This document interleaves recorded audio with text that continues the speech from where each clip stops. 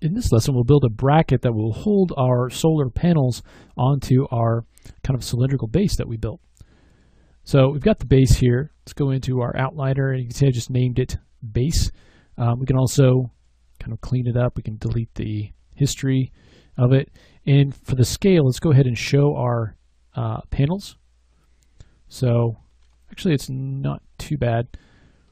Let me kind of move these over a little bit.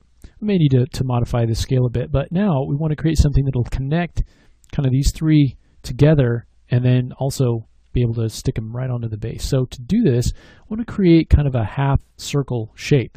And we can do this by using a portion of a primitive. So we're going to go to Create, Polygon Primitives, and let's get a polygon pipe. So the pipe will be sort of a cylinder. I'll kind of move it up. A cylinder with a hole in it. So pretty much what it says, a pipe. So what I want to do though is I want to go ahead and rotate it 90 degrees in the X direction. Let's take our creation parameters. Let's increase the radius a bit. I'm going to move it up, and I'm just really going to concentrate on the bottom half of this pipe and just looking at this and seeing where it actually is connecting up with our pieces here.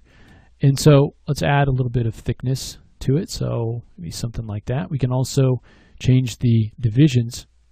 So I'm going to change it to maybe to 22 because that gives me a polygon facing straight down.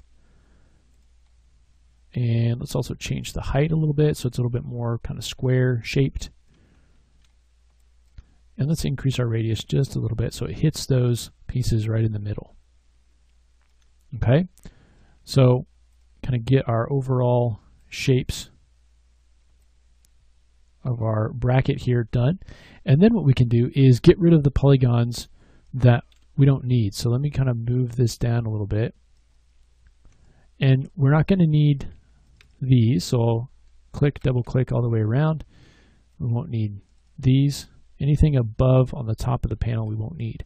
Now because this is into two parts, all we have to do now is double click on this section. We can go ahead and delete it.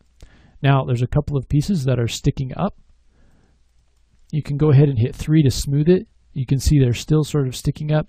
So all we have to do is kind of take these and move them down into the base object here. There's plenty of room for them to go down. And we'll do the same thing over here.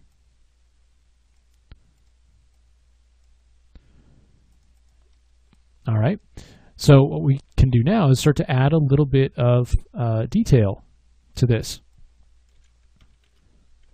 So I want to have the base be able to connect down into this cylinder. So we'll go ahead and take this polygon face and let's kind of scale this out a little bit. Let's do an extrude. And let's do just a small offset here. Repeat that. We'll kind of pull this down a little bit and then pull this all the way down just to add a little bit of interest there. Kind of pull this down, and then we can delete that face, and that was just that bottom face that was selected. We can go ahead and delete that because this is going to extend into our base. We can smooth it to see what it looks like currently. I want to add a little bit more detail in here. So let me go ahead and select these polygons. Let's just do an extrude. We'll kind of just extrude these off of the surface. And then I want to kind of add a little bit more edge hardness here. And so to do that, we can use our Insert Edge Loop tool. Remember to add those edges. Kind of come in, and that'll tighten up the edges in one direction. So you can see that's what that sort of gives us. If you want these to be more square shaped, you can add edge loops along each one of these loops here. We can also add a little bit more detail by kind of coming in and let's select maybe these 3 polygons. Come in and just kind of extrude this off of the surface a little bit. And you can kind of experiment and see what that looks like to just add a little bit more of interesting detail to this. Maybe we want the inside of this to be smooth, but maybe the outside we want to have a little bit of a harder edge. So we can come in here and just on the outside use our insert edge loop tool, and same thing over here. And then again smooth it, and that way you get this sort of harder edge on the outside, but then it's combined with kind of a smoother edge in the middle, or you can see that. All right, now it's attached these two, so what we can do if we want to go ahead and attach this third one, we can just come up from this middle part, go ahead and let's extrude, and we'll do just a little bit of an offset here. Repeat that, add some thickness.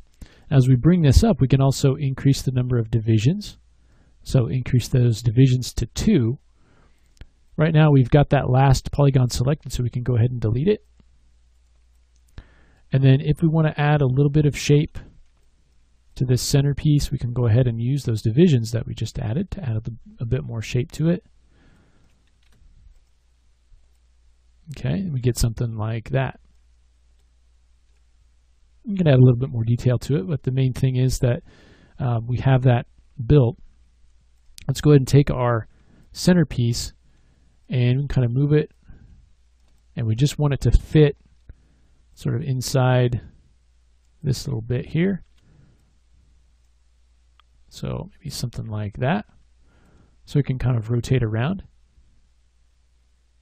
And now we also have an area for our legs to come out because we have this base. And if it's too tall, we can go ahead and select those on the bottom, kind of move it up, and we can modify our geometry however we want.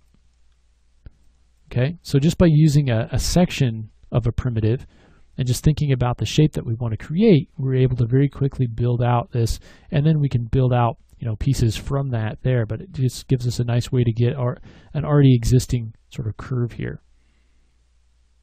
Okay. Now you can see here that this is sort of smooth, where this is being smoothed down. It looks a little bit different than this one. And so, if you take a look in here, we can go ahead and maybe get rid of that polygon that came from the extrude, and we can do the same thing here. And what that is when we extruded out these side pieces, it added that extra polygon up there. So we can go ahead and delete that. Let's take this and delete our history. And we'll freeze our transformations. Okay. And then if we want to group this so that it'll rotate, we'll just call this something like bracket. And then we have our large panel group. We can go ahead and select both of these, and we can just call this something like panel rotate. And we want to make sure that we place the pivot, if we can see it here, we want to place the pivot in the middle. So we can go ahead and move our pivot point. So now when we rotate this, it'll sort of rotate around. All right. So now that we've got this, the next thing that we need to do is begin to build the legs and the feet. So let's go ahead and do that in the next lesson.